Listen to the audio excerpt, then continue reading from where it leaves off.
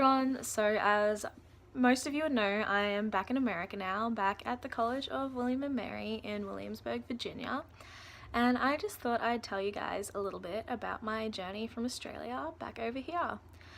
So I ended up having 4 connecting flights, which in total took me like 28 hours to get back here, which is probably like the shortest like flying times you'll find. And so my first flight went from Brisbane to Sydney, and that one was all good, all sweet. And so when I got into Sydney, I ended up having to go through like a second security check to get to my gate, on top of the first one as well, and that was like fine and sweet too. And then once we were on the plane, it was all good. I took my seat. I was sitting beside a like late 20s, I'm gonna say, year old guy who kept falling asleep on me throughout the flight. We just got like the dinner, I guess, and so like I put my food down and I had my drink too. I just poured my drink and I'd taken all the food off the tray. I mean, not taken the food off the tray, but taken like the lids off the food, like legit just about to start eating it.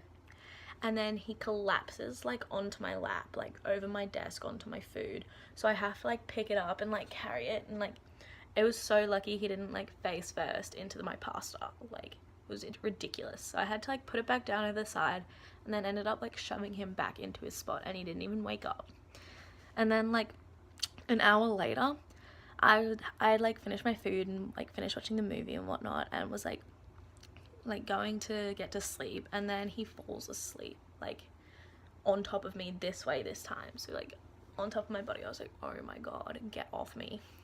So I ended up pushing him back into his seat, being like, dude, stop it. And he didn't wake up. And then so like the rest of the flight was kind of okay until like in the morning, when we got our breakfast and whatnot. We like he was pouring milk into his cereal, I guess, but like he missed his cereal entirely and got it all over my leg. And I was like, oh my god, this guy. And then he ended up like dropping his iPad on the other guy beside him as well, which was just, it was a great flight in general, you know, it was totally fine. And then got into LA, and they put me into like, I guess like the sketchy person's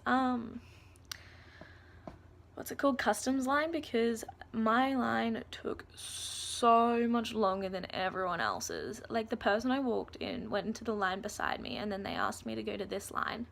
That guy got in within 5 minutes. I was sitting in customs for like 45 minutes, and I was like 45 minutes still isn't too bad, but I needed to catch my flight. And so I ended up putting my bag through, and I had a box of chocolates in it, bringing some Aussie chocolate into America. And so they were like, oh, what's this sketchy thing? So they made me like search my bag as well, and I was like, I need to catch my flight, because I didn't know like which gate it was either, because they hadn't printed that on the boarding pass yet.